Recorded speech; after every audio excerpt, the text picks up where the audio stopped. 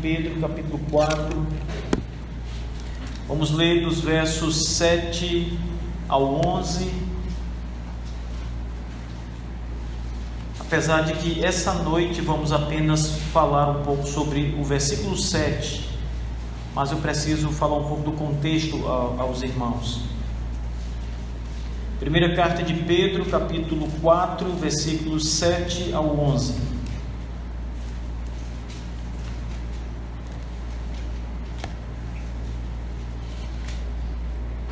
Diz assim: Ora, o fim de todas as coisas está próximo. Sede, portanto, criteriosos e sóbrios a bem das vossas orações. Acima de tudo, porém, tende amor intenso uns para com os outros, porque o amor cobre multidão de pecados. Sede mutuamente hospitaleiros, sem murmuração. Servi uns aos outros, cada um conforme o dom que recebeu, como bons despenseiros da multiforme graça de Deus. Se alguém fale de acordo com os oráculos de Deus. Se alguém serve, faça-o na força de Deus, que Deus supre, para que em todas as coisas seja Deus glorificado por meio de Jesus Cristo, a quem pertence a glória e o domínio pelos séculos dos séculos. Amém. Vamos orar. Senhor Deus amado e bendito, nós te louvamos e te agradecemos pelas tuas misericórdias. Muito obrigado por nos trazer à casa do Senhor nessa noite. Obrigado por nos dar o privilégio de ouvir tua palavra, de cantar e orar diante do teu trono. Obrigado, Senhor, por receber o culto que a igreja, comprada com o sangue de Jesus, agora mesmo coloca diante do Senhor. Deus, sonda os nossos corações, vem com o teu Espírito Santo sobre nós, Senhor, e fala ao íntimo do nosso coração, que a tua palavra encontre um coração fértil, uma terra boa, Senhor, que o teu Espírito faça crescer todas as virtudes do Senhor em nossas vidas. Deus, perdoe nossos pecados e nos ajude em todas as coisas para a glória do teu nome, a começar por esta noite, pela pregação da palavra, em nome de Jesus, amém. Irmãos, o apóstolo Pedro, aqui no versículo 7 em diante, ele vai trazer uma informação interessante quando ele fala sobre o fim de todas as coisas que se aproximam. E aí então, logo depois de falar isso, ele começa uma série de exortações àqueles irmãos. E se nós lembrarmos bem, olhando para o primeiro versículo da epístola, ele fala, o versículo 1 e 2, Pedro, apóstolo de Jesus Cristo, aos eleitos que são forasteiros na dispersão, no Ponto, na Galácia, na Capadócia, na Ásia e na Bitínia. Então, no versículo 1, Pedro está nos ensinando, nos mostrando para quem ele está escrevendo esta carta, estas informações. Esses homens são chamados de eleitos de Deus e eles estão na dispersão, ou seja, eles estão fora de Jerusalém, eles estão dispersos de Jerusalém por causa de uma perseguição que estava acontecendo no meio dos judeus, e eles estão então foragidos, dispersos pela região do Ponto, pelas regiões da Galácia, na Capadócia, na Ásia Menor e na região da Bitínia. Esses homens dispersos eram judeus, cristãos, ou seja, judeus convertidos a Jesus Cristo, e eles estavam enfrentando duras perseguições. O conteúdo dessa carta inteiro, o apóstolo Pedro vai sempre fazer menção às perseguições que estes irmãos estavam sofrendo, mesmo estando em lugares distintos, variados, eles eram perseguidos por sua fé em Jesus Cristo. E esta carta serve com o propósito que o apóstolo Pedro tem em mente, de ajudar esses irmãos a suportar todas as perseguições em nome de Jesus Cristo, pela fé no Senhor Jesus. Cada capítulo nós vamos encontrar uma palavra animadora do apóstolo Pedro a estes irmãos, uma palavra de exortação a não se deixar levar pelas difamações que sofrem ou pelas coisas que lhes são propostas. Mas o fato é que nós temos que ter em mente é que as pessoas que recebem essa carta de Pedro eram cristãos perseguidos, que que estavam sofrendo muito. E aí então, o apóstolo Pedro, nesta sessão que estamos lendo do capítulo 4, ele começa a exortar esses irmãos sobre muitas coisas. Veja, ele diz, ainda no versículo 7, sejam, portanto, criteriosos, sejam sóbrios e de bem nas vossas orações. Ele diz ainda, tende amor intenso uns para com os outros. Diz, sede mutuamente hospitaleiros, sem murmuração, sirvam uns aos outros. É uma série de várias exortações a estes irmãos, de ensinamentos a esses irmãos acerca do amor cristão e do procedimento deles. Mas o apóstolo Pedro, antes dessas informações, diz uma outra coisa. Ele diz, ora, o fim de todas as coisas está próximo. E esta informação, esta palavra do apóstolo Pedro, pode não parecer, mas é um dos textos mais discutidos nessa epístola, nessa carta aqui. E veja que nós já passamos por algumas partes da epístola de Pedro que são igualmente difíceis, mas ainda assim não tão difíceis quanto o que Pedro está dizendo aqui no versículo 4, aliás, no versículo 7, capítulo 4, versículo 7.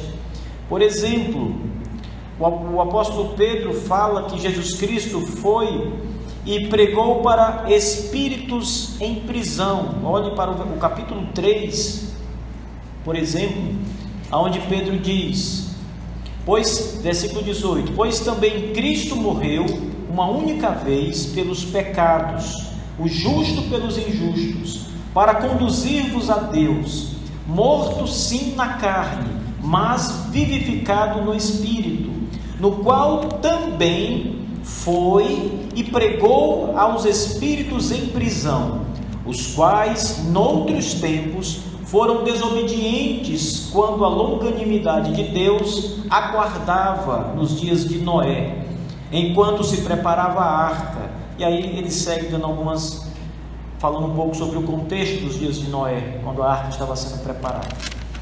Esse texto do capítulo 3 também é um texto muito difícil e discutido, passamos por ele aqui na nossa exposição, mas veja, acreditem, o texto que nós temos em mente agora no versículo 7, capítulo 4, é ainda mais discutido e mais difícil. A que Pedro está se referindo quando ele fala sobre o fim de todas as coisas? Existem 3 pontos básicos aqui. Ele pode estar falando sobre o fim do mundo, o fim deste planeta, desse universo como nós conhecemos, seria o juízo final, o julgamento final, onde tudo vai acabar, Deus vai fazer novas todas as coisas. Ele pode estar falando sobre um outro episódio mais relacionado especificamente aos judeus, que aqui no caso seria a destruição do templo de Jerusalém. Isso seria para os judeus o fim da era judaica, o fim do judaísmo, da religião, dos judeus como nós conhecemos hoje. Aquele acontecimento no ano 70 da era cristã culminou na dispersão generalizada dos judeus sobre a face da terra. E eles só se reuniram de novo em 1944, antes um pouco disso, na criação do Estado de Israel, na década de 40, na criação do Estado de Israel.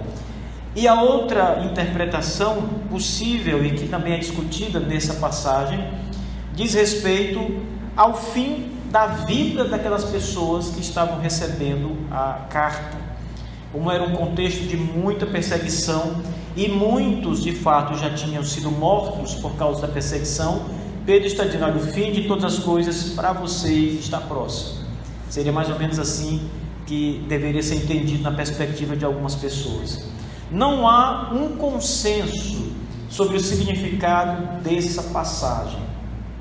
É o fim do mundo? É o fim da era judaica? Ou é o fim da vida daqueles irmãos que se aproximam e Pedro os está preparando para isso? O fato, irmãos, é que nós não sabemos. exatamente o que a Escritura está ensinando aqui, o que Pedro quis dizer aqui. Mas há alguns detalhes que são importantes nessa passagem e que podem nos ajudar e que podem dar um norte a estas coisas que nós estamos falando. Primeiro, as Escrituras não falam de um fim do mundo literalmente. Essa é uma coisa muito mais criada pelos homens, numa interpretação da Bíblia, do que palavras da própria Bíblia, o fim do mundo. A gente tem muitos filmes por aí que falam do fim do mundo. O próprio livro do Apocalipse, as pessoas remetem ao fim do mundo, né? Apocalipse seria então sinônimo de fim do mundo. As pessoas leem os profetas e os profetas, com as suas profecias e com a linguagem específica da profecia, acaba confundindo muita gente e as pessoas acham que ali é o fim do mundo. Os profetas dizem, por exemplo, o céu não dará mais o seu brilho, o sol não dará o seu brilho, a lua desaparecerá, ou a lua será encharcada em sangue, e é toda uma linguagem profética que as pessoas acabam associando ao fim do mundo e pensam que o mundo vai acabar. Mas veja, a Escritura fala de modo claro que Deus vai restaurar todas as coisas e não acabar com elas. Ele vai fazer nova as coisas velhas, renovar essas coisas. Isso se explica em todas as perspectivas das Escrituras Sagradas, até mesmo conosco. Nós seremos nós mesmos no céu. Eu falei essa semana ou na semana passada, eu falei sobre isso para vocês. Nós não seremos outros eus, não é? Você será você. O seu corpo no céu será o seu corpo no céu. O corpo que você tem, claro, sem as imperfeições, sem o pecado, um corpo transformado, mas literalmente o seu corpo. Deus vai restaurar o seu corpo. E quando olhamos para Jesus Cristo, nosso Senhor, que foi morto, mas ressuscitou, em que corpo Jesus ressuscitou? Se não no seu próprio corpo, no seu corpo glorificado, no seu corpo restaurado e que foi glorificado mais tarde. Então, aquela expectativa de que haverá uma destruição do mundo, haverá um fim de tudo, ela não é bíblica. A Bíblia fala numa restauração.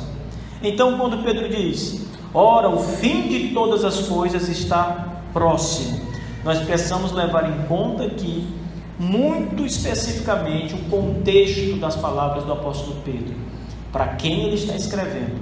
Ele está escrevendo para judeus, ele está escrevendo para um povo específico, ele não está escrevendo para nós, no nosso contexto, na nossa realidade. Claro que tudo que está aqui se aplica a todas as pessoas em todas as eras, mas é isso que realmente acontece, ela é uma aplicação para nós, mas a palavra não foi dita no nosso contexto, a palavra não foi direcionada para mim ou para vocês especificamente. Pedro não tinha em mente nós hoje. Às vezes a Bíblia tem em mente eu e você. Quando Jesus ora, por exemplo, Pai, capítulo 17 do Evangelho de João: não oro apenas por estes, mas por aqueles que me deste, que ainda hão de crer em mim. Ele está se referindo nesta oração a nós, a todos que ainda vão crer em Jesus. Mas aqui nessa passagem não devemos interpretá-la dessa forma, como se aquela palavra tivesse sendo dirigida diretamente para mim. A verdade daquele ensino, daquela passagem, se aplica a mim, como se aplica toda a Escritura Sagrada. Então, escrevendo para judeus que estão sofrendo, escrevendo para homens que estão passando por adversidades, passando por perigos, sendo ameaçados, sendo difamados, Pedro diz: o fim destas coisas todas se aproxima. O fim de todo esse dilema se aproxima. O fim de tudo está próximo. Portanto, sejam criteriosos. Então vem aquela série de exortações. Considerem, meus irmãos, as duas principais ensinamentos acerca dessa passagem. A primeira delas, Pedro está falando do fim que aqueles irmãos terão, o fim da vida, o fim da opressão que está sobre eles. É como se Pedro estivesse dizendo àqueles irmãos: olhem, aguardem um pouco mais, persistam um pouco mais, não desistam agora, sejam firmes um pouco mais, porque o fim de todas estas coisas está chegando. É como se ele estivesse falando sobre o sofrimento. Você está falando com uma pessoa, você está com um amigo que está sofrendo ou que passa por algum momento difícil, e você diz: olha, amigo, continue, aguente só mais um pouco, isso vai passar, essas coisas estão quase terminando, suporte mais um pouco de tempo, porque tudo isso vai acabar.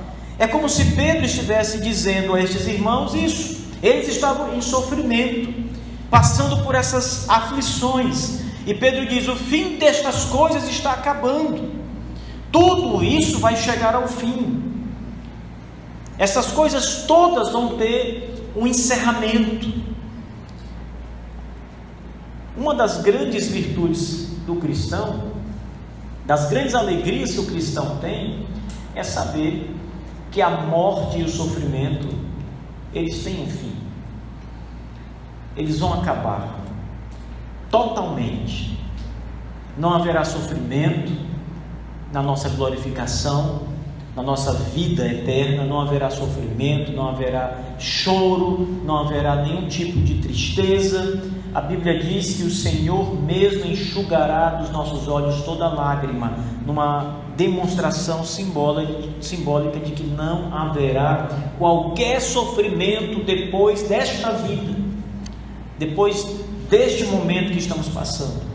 A nossa peregrinação traz sofrimento, estar nesse mundo traz sofrimento a nós.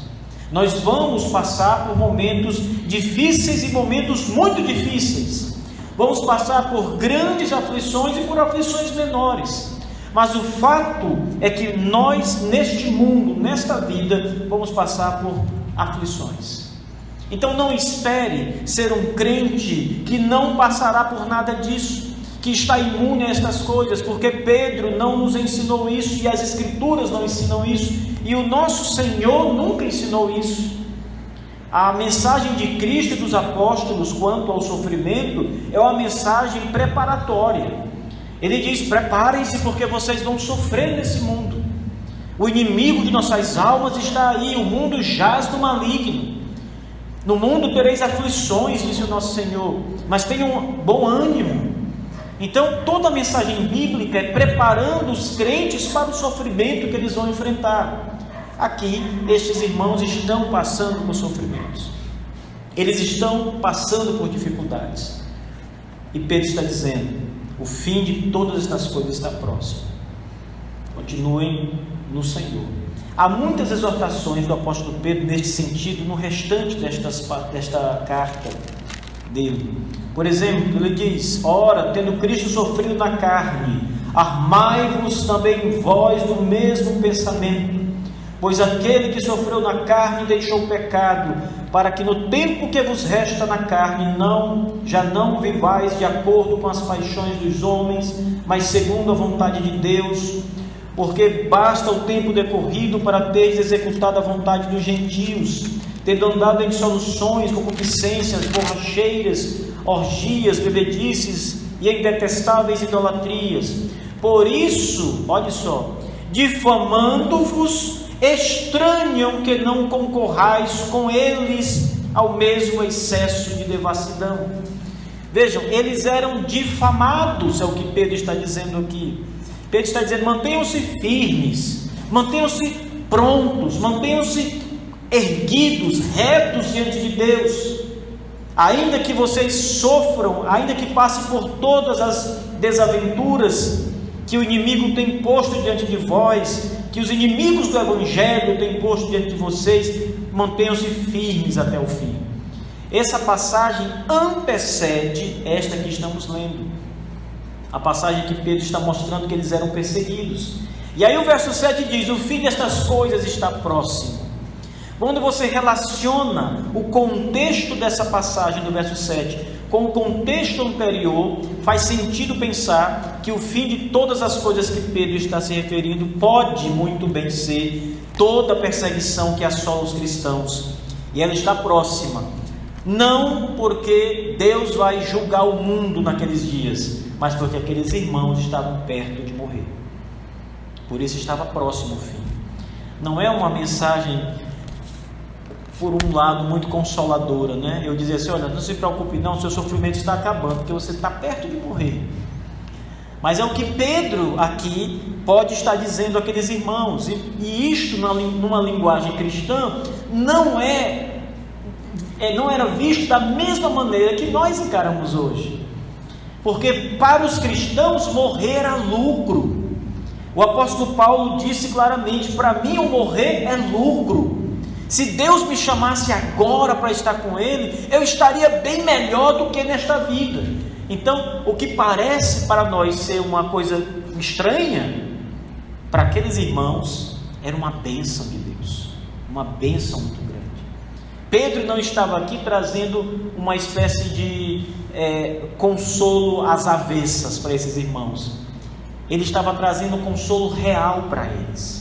Ele estava dizendo: suportem mais um pouco, suportem, porque está breve o dia em que vocês vão se encontrar com o Senhor. Está breve às portas o dia em que todas estas coisas vão ter fim. Tudo vai acabar. Então, não o fim do mundo, não o fim da era deste mundo como nós conhecemos, mas possivelmente o fim de todo o sofrimento e o fim da peregrinação daqueles cristãos que sofriam nos dias de Pedro. Irmãos, veja bem, quando nós estamos numa situação de saúde, estamos bem de vida, não temos nenhum tipo ou poucas aflições na nossa vida, nossa conta bancária está bem, a família está toda boa, todo mundo com saúde, tudo às mil maravilhas. Alguém chega para você e diz: meu irmão, alegre-se, você é crente, você está pertinho de morrer, se encontrar com Deus. Você afasta para trás, porque não, eu quero viver mais, está muito bom aqui, não é? Mas mude a perspectiva, mude a situação. Veja alguém que está nos seus últimos dias, veja alguém que está passando pelos maiores sofrimentos que se possa imaginar. Eu visitei uma vez um senhor que estava à beira da morte. Ele estava despachado, já estava em casa no sofrimento. Eu acho que o irmão Kennedy até andava comigo nesse dia, né, nessa visita do seu Gonçalo. E ele estava ali sentindo dores horríveis com câncer. E ele foi um homem que sempre blasfemou de Deus. Sempre, sempre, sempre em toda a vida zombou de Deus. Mas quando adoeceu, a sua esposa é crente. Quando ele adoeceu, ficou muito mal e foi piorando. Quando o médico disse: olha, leva para casa, não tem mais o que fazer aqui. Ele sentia dores horríveis. E sabe o que aconteceu nos últimos momentos dele, da vida dele? Ele pedia para se encontrar com Deus. Ele pedia para que a vida dele acabasse logo. Então, quando você muda a situação, você vai perceber que em algumas das situações, morrer é lucro de fato. Morrer é a coisa mais desejada da vida, especialmente se você é crente em Cristo. Talvez um ímpio, quando peça para morrer, seja uma loucura, porque ele não sabe que o pior lhe espera mais tarde.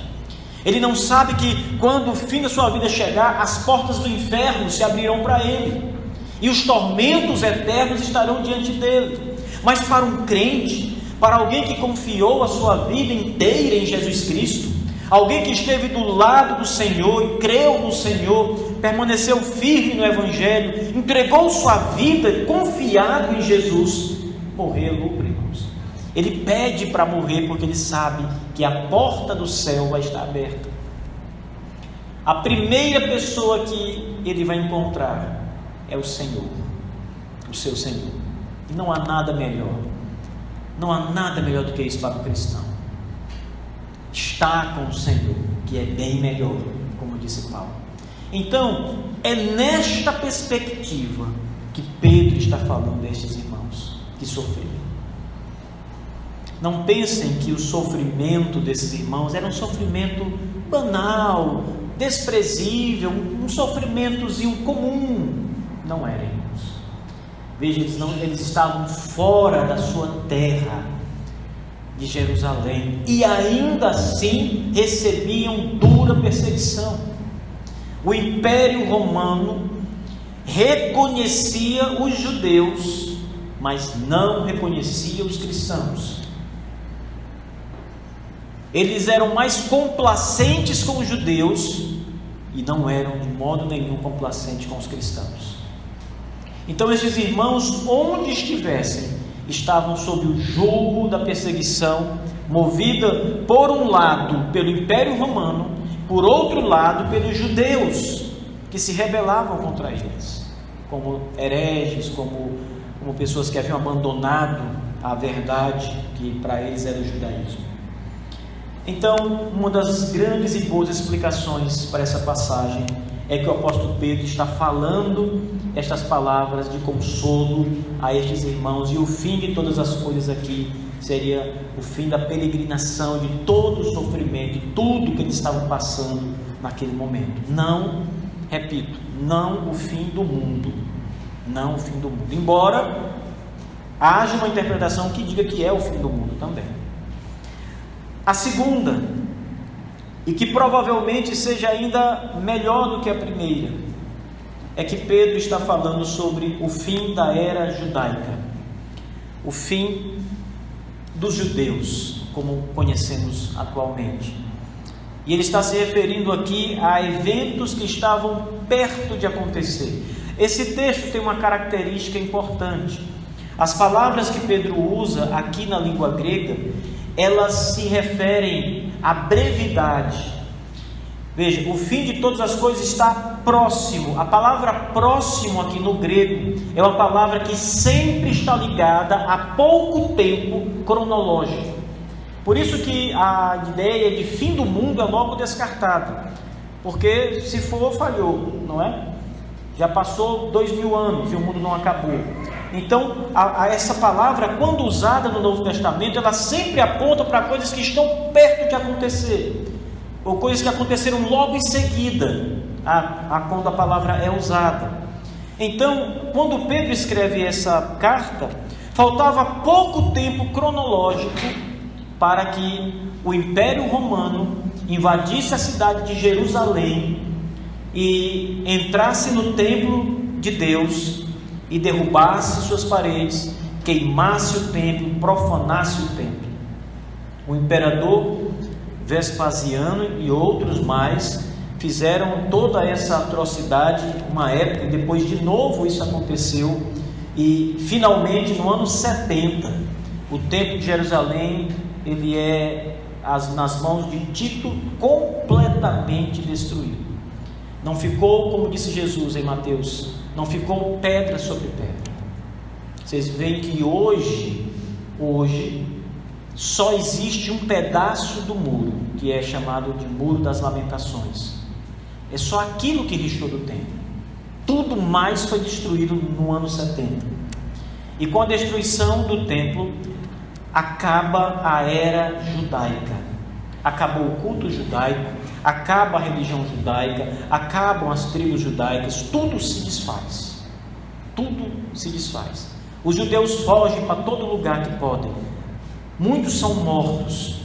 Hoje é impossível para qualquer judeu saber de que tribo ele era. Você é de que tribo? Tribo de Judá? Benjamim? Asser? Qual é a sua tribo? Judeu, ele não sabe mais. E os judeus tinham um grande cuidado em preservar a sua genealogia. Todo o período do Antigo Testamento, desde o nascimento dos filhos de Jacó, a genealogia judaica foi preservada. Eles sabiam exatamente de que tribo eram. Todo o tempo, todo o longo período do Antigo Testamento. Está tudo lá preservado. Jesus é da tribo de Judá. As genealogias estão todas preservadas. Mas quando chega o ano 70, que o Senhor Jesus destrói o templo pelas mãos dos romanos, tudo isso se desfaz, tudo acaba. Eles não têm mais o culto. Vocês veem ainda os judeus sacrificando animais em Israel? Não fazem mais. E a pergunta é: por que os judeus eles não estão lá? Eles estão lá, voltaram, 2000 anos depois, se reuniram novamente. Por que eles não continuam cultuando como antes? Eles estão aguardando para fazer isso, mas não fazem ainda, porque só podem queimar as ofertas no templo. E o templo, no lugar do templo, tem uma mesquita muçulmana. Lá no coração tem uma mesquita, a mesquita de Omar. É aquela imagem que a gente vê de vez em quando na TV, uma abóboda, arredondada ali, uma abóboda. Aquilo ali é uma mesquita, aquilo está no coração do templo de Deus. Veja o quanto foi profanado esse templo. Saiu das mãos de judeus que adoravam a Deus e foi para as mãos dos muçulmanos que adoram um Deus criado, uma invenção. Eles não têm mais a religião judaica. Depois disso tudo, meus irmãos, eles não têm mais a sua genealogia, não sabem mais suas origens, suas tribos. Cada tribo tinha uma função específica no culto de Israel. Eles não têm mais isso, não sabem quem é levita e quem não é levita. Tudo isso acabou no ano 70. Então, o fim de todas as coisas aqui, para alguns, é exatamente o fim da era judaica. Pedro estava dizendo: olha, o fim de toda essa perseguição vai terminar, porque Deus vai pôr fim à era dos judeus. Estes irmãos, um detalhe à parte que ainda corrobora com essa teoria, é que estes irmãos, ao qual Pedro está escrevendo, recebiam dura perseguição dos judeus, não só do Império Romano, mas dos judeus. Na verdade, os judeus perseguiam mais os cristãos do que o Império Romano no primeiro século. Eles receberam muito mais perseguição dos próprios judeus do que do imperador. Se vocês olharem para a morte de Jesus, apenas para terem uma ideia do que eu estou falando, vocês vão concluir que Jesus foi morto sob as ordens de Pôncio Pilatos. Mas quem era o povo que estava insistindo para Jesus morrer o tempo todo? Que entregaram o Senhor Jesus, que exigiu a crucificação de Cristo? Não eram os judeus? Não foram os chefes das sinagogas? Não eram eles o tempo todo perseguindo os cristãos? O Império Romano, naquela situação, foi muito mais usado pelos judeus. Inclusive a passagem de Pilatos diz: olha, eu não vejo culpa nesse homem. Ele lava as mãos uma hora, eu estou lavando minhas mãos aqui, eu não vejo culpa, vai para vocês a culpa. Mas ele era o imperador, ele era o líder, na verdade. Não o imperador, ele era o líder, o governador. Ele tinha autoridade para fazer aquilo, para fazer valer aquilo. Mas todos os judeus é que instigavam contra os cristãos. Esses homens aqui, homens e mulheres cristãos perseguidos no primeiro século, nos dias de Pedro, estavam sofrendo duramente nas mãos dos judeus. E aqui está Pedro dizendo: o fim de tudo isso está próximo, porque Deus porá fim à era dos judeus, à era judaica. Deus vai castigar aqueles que vos oprimem aqui, aqueles que vos perseguem aqui, aqueles que estão levantando-se contra vocês, aqueles que estão contra Cristo Jesus. Deus vai pôr fim a tudo isso. Então é muito provável também que Pedro esteja falando sobre a destruição do templo de Jerusalém no ano 70 e o fim da era judaica que se deu com esse evento. Bem, dito estas coisas, meus irmãos, tem mais alguns pontos que nós precisamos pensar aqui. Seja o fim da era judaica ou o fim da peregrinação daqueles irmãos cristãos que estavam prestes a morrer por causa da perseguição, o fato é que estas palavras são palavras consoladoras. Pedro, com estas palavras, está trazendo conforto à alma daqueles homens e mulheres. Seja um conforto, dizendo: brevemente, muito brevemente, vocês vão se encontrar com o Senhor de vocês, o Redentor de vocês. Daqui a pouco tempo, está próximo, Cristo os receberá de mãos abertas. Vocês estarão com o Senhor. São palavras animadoras demais. São palavras que trazem muito conforto à alma para um cristão. Mas se Pedro está falando sobre a destruição do templo, Pedro também está confortando aqueles irmãos, dizendo: Deus está próximo de livrá-los das mãos daqueles que vos perseguem. O Senhor mesmo está provendo os meios, os instrumentos para livrá-los dos seus perseguidores. A Bíblia, amados irmãos, ela é cheia de exemplos no Antigo Testamento, mas também no Novo, de homens, de exércitos, de nações que Deus usou para fazer justiça. Ele usa os babilônicos, por exemplo, para fazer justiça contra o próprio povo de Israel quando este andava em caminhos tortuosos. A Babilônia é instrumento das mãos de Deus para fazer justiça. Ele usa o exército da Babilônia para invadir Jerusalém e leva Jerusalém em cativeiro no Antigo Testamento. O povo passa 70 anos cativo sob o domínio da Babilônia.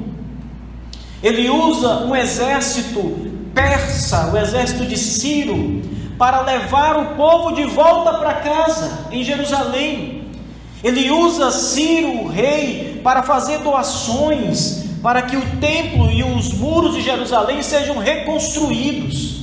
Portanto, Deus, ele tem domínio sobre as nações, e ele usa nações para abençoar um povo, ou usa para fazer juízo sobre um povo. Deus aqui está usando, se essa é de fato a perspectiva, ele está usando o Império Romano para fazer justiça aos judeus que perseguiam o seu povo, e assim livrar os cristãos de toda perseguição, de toda injustiça nas mãos dos judeus. Seja qual for a situação, as palavras de Pedro são palavras animadoras, são palavras de conforto. É muito bom você ouvir de alguém que as coisas vão melhorar. Às vezes você está no seu trabalho, você é um funcionário de uma empresa, mas o seu chefe está te oprimindo, ele está te perseguindo no trabalho, ele atrapalha o seu desenvolvimento, ele tira a sua paz, o seu sossego, você não consegue nem produzir bem, você começa a adoecer, porque o seu chefe te persegue, ele é um carrasco, e ele quer atrapalhar a sua conduta. De repente você chega no trabalho e escuta a notícia, está sabendo da novidade? Não, o que foi? A sede lá em São Paulo mandou tirar o chefe. Ele vai passar 2 dias aqui e já está indo embora para São Paulo. Que notícia boa para você, não é? Aquele que tanto te perseguia está indo para outro lugar. É o que Deus estava fazendo aqui, livrando os cristãos perseguidos das mãos dos judeus. Uma boa notícia, uma notícia que traz alento e traz conforto à alma, meus irmãos. Se há uma coisa preciosa para Deus, somos nós, o seu povo. Nós não somos preciosos aos nossos próprios olhos. Se eu olhar para mim mesmo, irmãos, eu sou um grande pecador. Vocês, da mesma forma, se vocês sondarem as próprias vidas, vocês terão que admitir que são pecadores, que não merecem, na verdade, nada de bom das mãos de Deus. O coração é mau, a conduta é má, a língua é enganosa, má. E não diga que não é, porque esse é o testemunho das Escrituras. Era mau desígnio no seu coração continuamente, desde a sua mocidade. Assim são todos os homens desde Adão, desde a queda. Nós não somos, quando nós olhamos para nós mesmos, você não vê preciosidade em você. Mas quando Deus olha para você, Ele vê uma preciosidade. Porque você foi limpo dos seus pecados pelo sangue precioso de Jesus Cristo. Isso torna você precioso aos olhos de Deus. Isso torna você cuidado por Deus, porque Ele enviou o seu Filho amado, unigênito, para entregar a própria vida por você. E agora alguém vir tocar em você? Você que pertence a Deus, Pedro diz: nós somos nação santa, povo de propriedade exclusiva do Senhor. Você acha que Deus não considera você precioso por causa do que Cristo fez por você? Deus pagou um alto preço, irmãos, para que você seja dele, limpo. O Filho teve que morrer para que você fosse limpo e estivesse nas mãos dele. Todo o pecado que lhe afastava de Deus foi retirado pelo Senhor Jesus, para que você se tornasse dele em Cristo Jesus. Então você é precioso para Deus. Por isso Deus cuida de você. Você pode achar que não, você pode achar que o sofrimento é uma prova de que Deus não cuida de você, mas é exatamente o contrário. O sofrimento só prova que Deus está cuidando de você, está mantendo você, está sustentando você. Quantas vezes você já passou pelo sofrimento? Quantas vezes você, apesar da situação, está aqui hoje? Quantas foram as situações que você disse: agora acabou, agora não dá mais? Seja no seu casamento, seja um problema de saúde, seja um problema no trabalho, na família, em qualquer situação. Você disse: agora eu sei que não dá mais daqui para frente. E você está aqui hoje. Deus cuidou de você. Deus cuida de você. Mas o fato, irmãos, é que este cuidado terreno que nós temos aqui, ele é o mínimo que demonstra o quanto Deus cuida de nós. A grande demonstração de Deus, irmãos, é o fato de que o Espírito do Senhor está sobre nós. O Espírito Santo nos conduz. O Espírito Santo nos guia, nos livra, nos ajuda. O Espírito do Senhor é o guardião do seu povo. E quer saber mais? Agora mesmo e em todo o tempo, o próprio Senhor Jesus Cristo intercede por nós. Ele foi para o céu, está assentado à destra de Deus Pai Todo-Poderoso, mas intercede por nós o tempo todo. Ele é um mediador perfeito que nós temos. Ele é aquele que zela por nós, que fala por nós. Ele é aquele que enviou o Espírito para nos ajudar, juntamente com o Pai, enviaram o Espírito Santo para nos ajudar.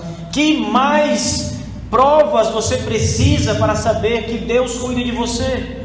Ele cuidou dos perseguidos nos dias de Pedro, seja trazendo-os para Ele mesmo, que é a grande coroação do cristão é morrer, estar com Cristo, seja livrando o povo dele dos seus inimigos. O fato é que Ele cuida de você de uma forma ou de outra. De toda maneira o Senhor cuida de você. Uma vez o meu pai me contou um poema. Ele sempre falava desse poema. E ele disse assim: meu filho, tem um poema bonito, Pegadas na Areia. Talvez vocês conheçam esse poema, né? E é a história de um homem e Deus. Eles estão caminhando na beira da praia, Deus caminhando do lado do homem, estão ali as duas pegadas, as marcas. E aí Deus mostra isso no céu para o homem, né? Olha, eu sempre estive com você. Não, eu passei por muitos sofrimentos, Se você estivesse comigo no sofrimento, eu estava com você no sofrimento, eu lhe sustentei no sofrimento. Não pode. Eu vou mostrar para você. Aí mostra a vida do homem todo. Aí veja, olha, eu estou do seu lado, veja as minhas pegadas e as suas. Aí ele agora coloca lá naquela parte do meu sofrimento. E ele avança a fita e vai lá para o sofrimento. Aí ele vê só um par de pegadas. Aí está vendo? O senhor não está ali, eu estou sozinho. E Deus diz: não, ali são as minhas pegadas, porque eu estou carregando você. No sofrimento eu estou carregando você. E Deus cuida de nós, irmãos, em toda situação. Nós nunca estamos sozinhos. O Senhor Jesus disse: eis que estou convosco todos os dias, até a consumação dos séculos. Ele nunca nos abandona e nunca vai nos abandonar. Ainda que você peque, o sangue dele remiu você. Ele te dará o arrependimento dos seus pecados. Se você for um cristão, você vai se arrepender dos seus pecados. Mas ele nunca vai abandonar você, porque ele empenhou a sua palavra e o seu sangue nisso, nesse negócio de amar você, de estar com você. O Senhor disse que nós somos, isso se aplica à igreja, claro, foi dito ao povo de Israel, a menina dos seus olhos. Quão preciosa é a morte de um cristão para Deus, diz as Escrituras Sagradas, é a morte dos seus santos. Ainda, irmãos, essas palavras devem ser sempre vistas como um consolo da parte do apóstolo Pedro para eles, e da mesma forma se aplica a nós. Se Deus disser a você: os dias de vocês estão perto do fim, não se entristeça, como disse, alegre-se, porque é sinal de que você está mais perto de se encontrar com Ele. E essa é uma boa notícia. Se Deus disser: eu esmagarei seus inimigos, eles não tocarão em você, é uma ótima notícia. Ele está defendendo você. E é isso que Deus faz o tempo todo, irmãos. Se o escudo de Deus e a sua espada não estivesse desembainhada para nos defender, o diabo já teria nos tragado. Satanás já teria nos vencido. Mas é o fato de que o Senhor luta por nós, é o fato de que o Espírito do Senhor está do nosso lado, é o fato de que os anjos do Senhor acampam ao redor dos que o temem e os livram, que garante que Deus está do nosso lado.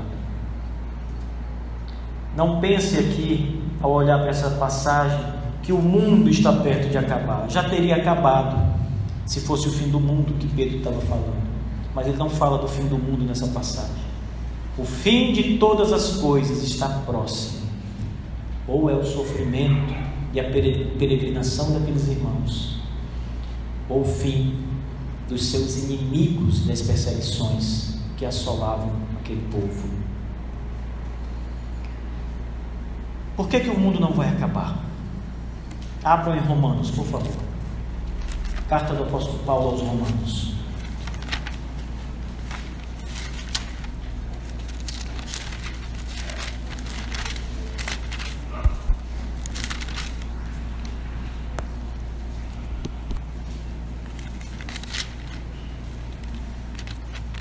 Romanos capítulo 8, verso 18, diz assim: porque para mim tenho por certo que os sofrimentos do tempo presente não podem ser comparados com a glória a ser revelada em nós. A ardente expectativa da criação aguarda a revelação dos filhos de Deus. Pois a criação está sujeita à vaidade, não voluntariamente, mas por causa daquele que a sujeitou, na esperança de que a própria criação será redimida do cativeiro da corrupção, para a liberdade da glória dos filhos de Deus. Porque sabemos que toda a criação, a um só tempo, geme e suporta angústias até agora. E não somente ela, mas também nós, que temos as primícias do Espírito, igualmente gememos em nosso íntimo, aguardando a adoção de filhos, a redenção do nosso corpo, porque na esperança fomos salvos. Ora, esperança que se vê não é esperança, pois o que alguém vê, como o espera? Mas se esperamos o que não vemos, com paciência o aguardamos.